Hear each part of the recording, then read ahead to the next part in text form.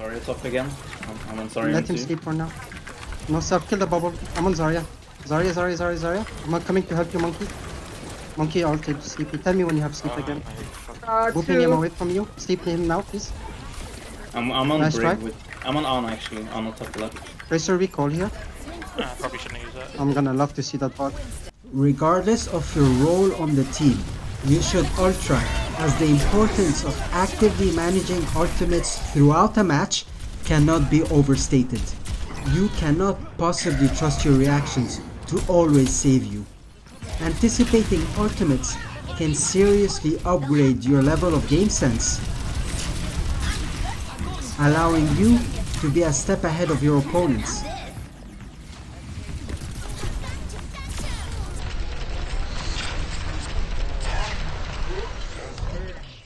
There are times you just get very lucky and avoid ults. This is a baseline about ultimate costs that does not take into consideration things like the tank roll passive, saving ults, or hero swaps. To simplify, most of the time, a teammate having an ult usually means that the equivalent enemy should also have it. For example, tank versus tank. Take this concept to the next level by recognizing clues that help keep track of ultimates.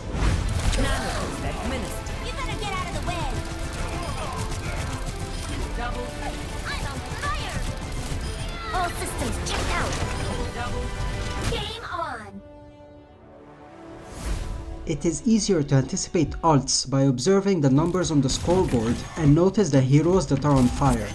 This allows you to make an educated guess about the enemy team's ult percentage, contrasted to that of your teammates. For example, expecting both tank ults and both support ults just because the enemy BAP had a better start to the game than my BAP.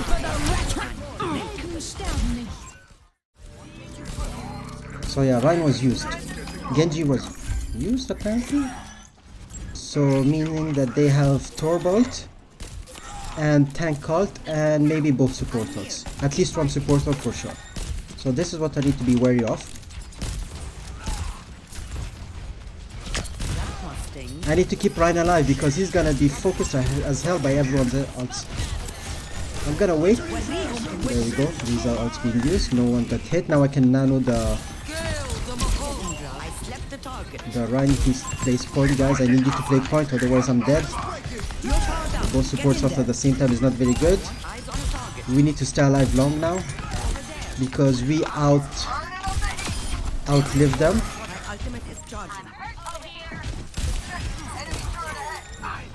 Okay, so we use both support ults. They used Moira. I did not see Torb.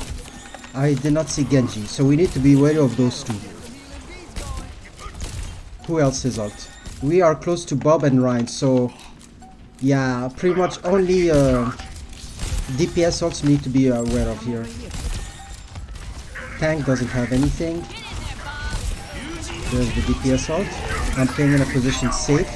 There's the second DPS ult. How many are we right now? There's 3 of us, therefore we win the game. The map, I mean. Thank you. First round, 1. Helping you out. For the Crusaders! As the match drags on, it becomes increasingly difficult to be perfect with ult tracking. I tend to focus on the most dangerous enemy ultimate of an upcoming fight. This concept is known as the win condition. Moreover, don't forget that different game modes have different respawn timers, which dictates how many ultimates you can charge.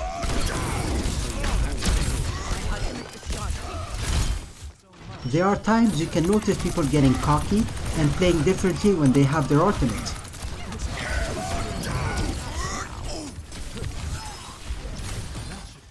So often checking the scoreboard to read the updated stats and guess estimate here that because both my DPS recently ulted, that the enemy DPS have their ultimates to win this important last fight, prompting me to reposition in anticipation of both the Tracer Pulse and the Pharah Barrage.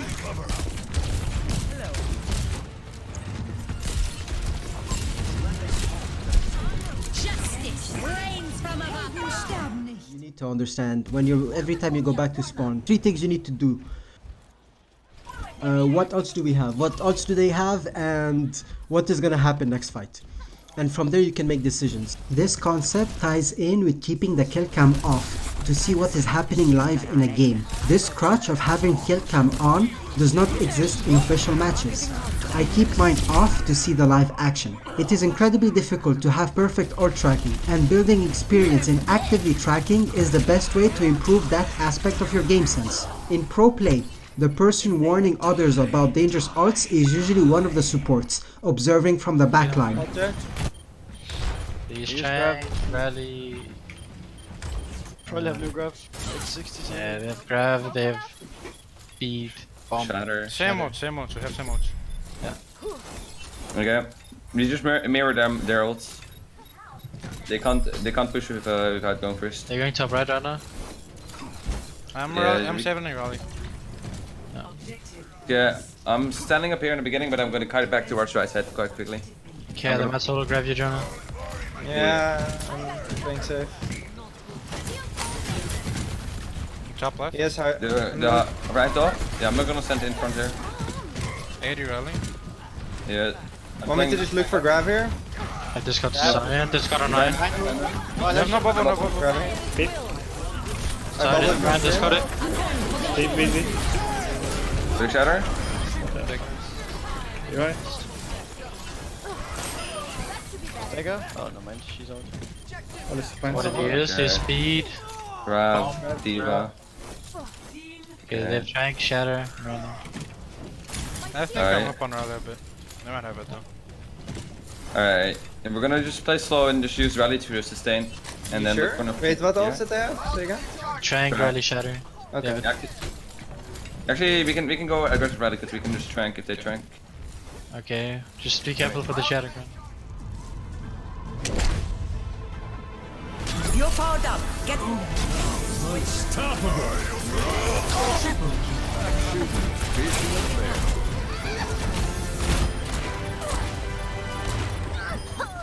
Thank you kindly.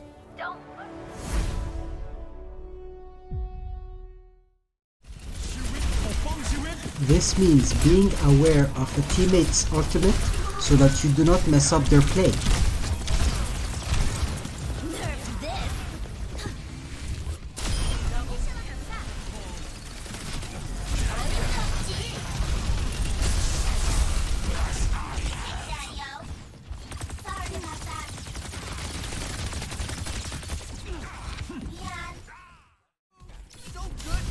Keeping this idea in mind to know whether or not your teammate is in trouble, for example, saving a diva or giving a nano follow-up after a monkey primal.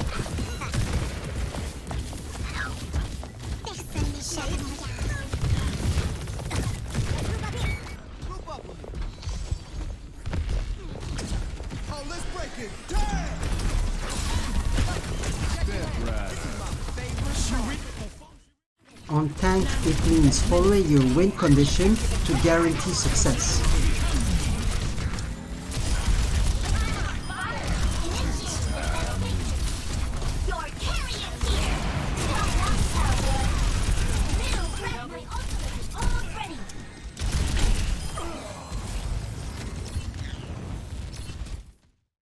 You can dramatically increase your team's successful ultimates if you can consistently be in position to follow up.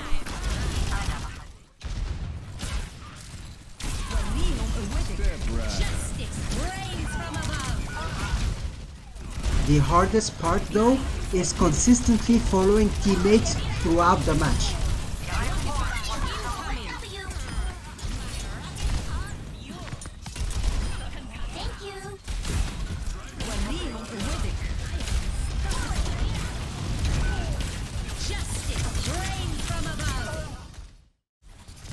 For supports, it means supplementing your teammates' plays with cooldowns, ultimates, or both, consistently throughout the match.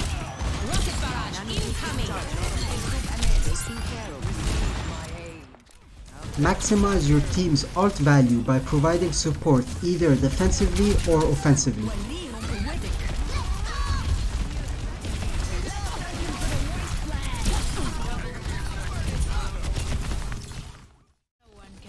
as a DPS, in addition to assisting the damage to confirm another teammate's ultimate, it also means realizing that you are your tank's wombo combo and surviving long enough to give your tank the opportunity to set up that combo can surprise and swiftly turn a fight.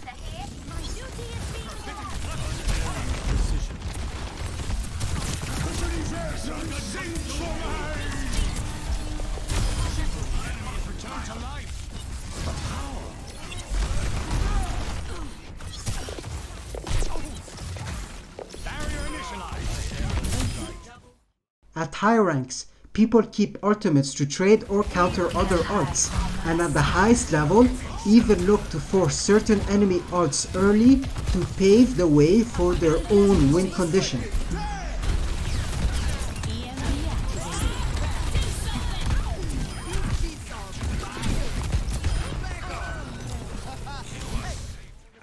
For DPS players especially, take this idea to the next level by using ults to help contain an enemy's dangerous ult. This is a very flexible concept that can be used in any match to alleviate the pressure on your supports. This is especially strong for must-win fights, for example, using Junkrat Tire to counter Nano Blade or Moga Cage.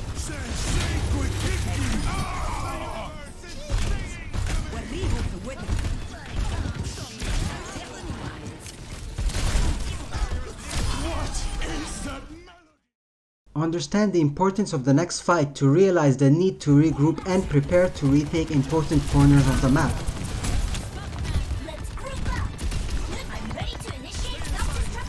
Ultimates can have extra value during overtime and last fight scenarios.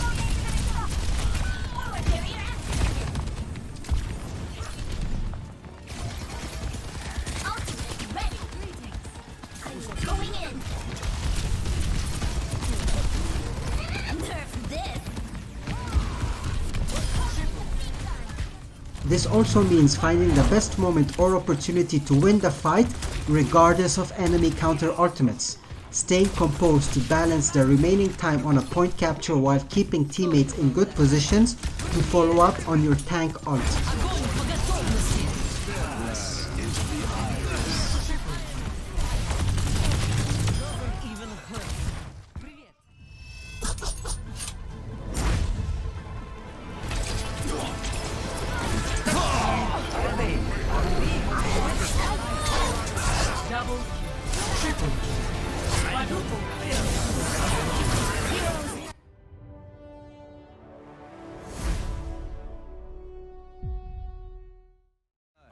They just have Blade, huh? Blade and Mercy maybe. No, only Blade.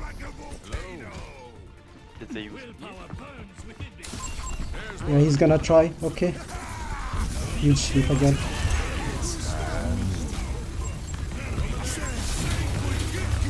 I got them both.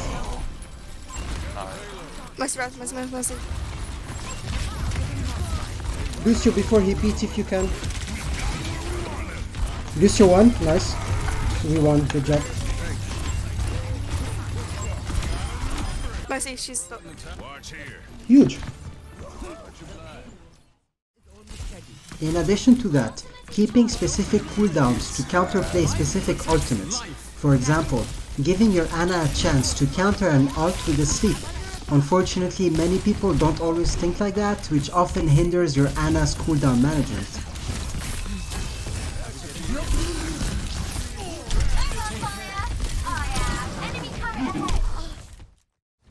Of course, there's some luck involved with cooldown timings mid-fight.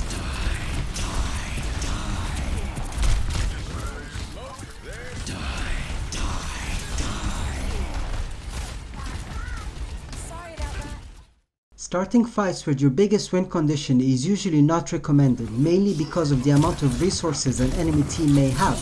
Certain teammates need specific enemy abilities on cooldown to be successful.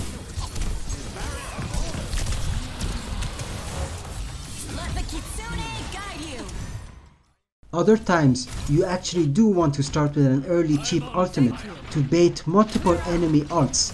This works especially well against an enemy team snowballing capture points.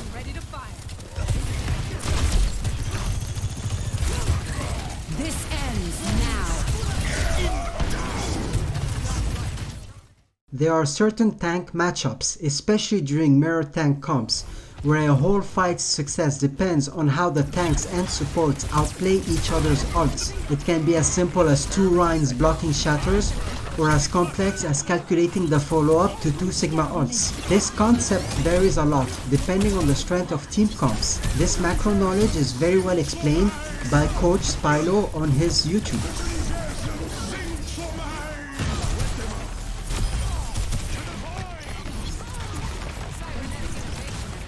So being extra mindful of how both tanks are positioning and preparing their play for an upcoming ultimate exchange can make a huge difference in the way you yourself position.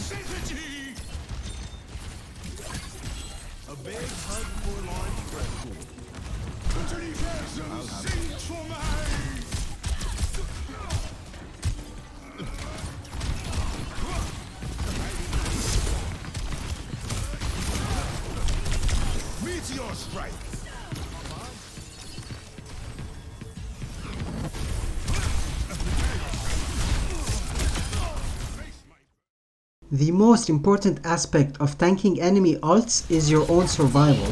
While your cooldown and HP management defines the amount of time your teammates have to either escape or kill the ult, always calculate your own survival first and foremost before helping others.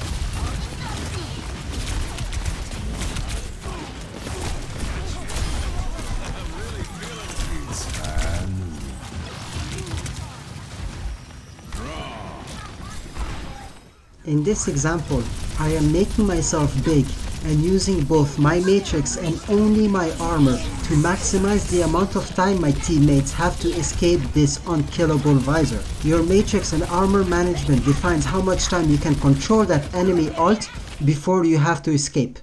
Using the map geometry to contain an enemy aggro, then finding an opportunity to counterattack. In this situation, because of the enemy team's map control, they have more space to contain our attack, so we need to use our resources to retake certain key areas of the map. They push with resources, so we have to pull back before we ourselves can push and force them to pull back. That amount of map distance you can push depends on cooldowns, ults, and damage mitigated. Coach later explains this in detail in his ebb and flow video.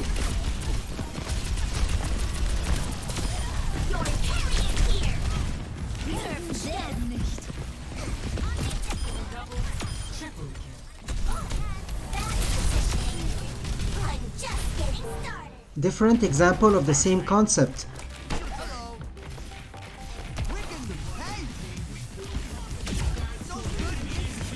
Our team takes space that they cannot control, so they die, meaning that the enemy team have extra resources to push us back.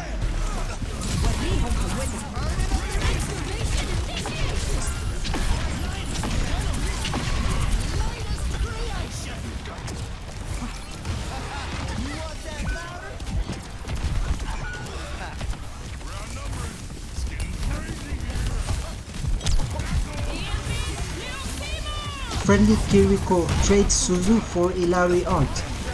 I luckily trade Speed Amp for Sigma ult.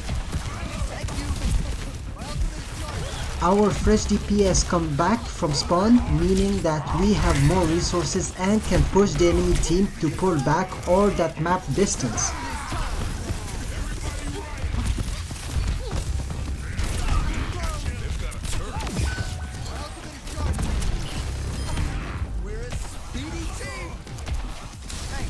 We make the same mistake in that we take more space than we can realistically control and are split up.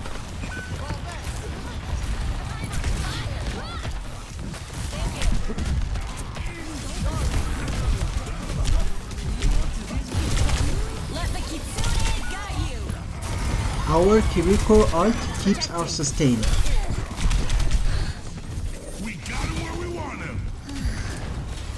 But she believes that the fight is lost and decides to stop healing and stop feeding that enemy trio. Meanwhile, our DPS take advantage of the better map control and do well to control the space created to then finish this fight.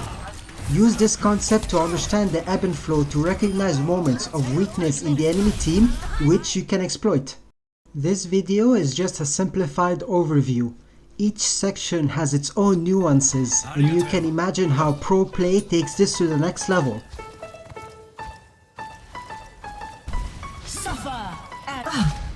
Thank you for watching. This was Fape for the Fapelele gaming channel.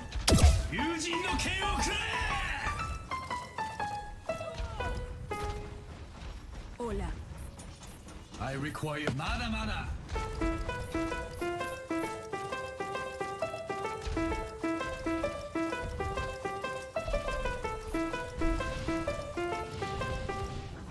I'm sorry. Mana.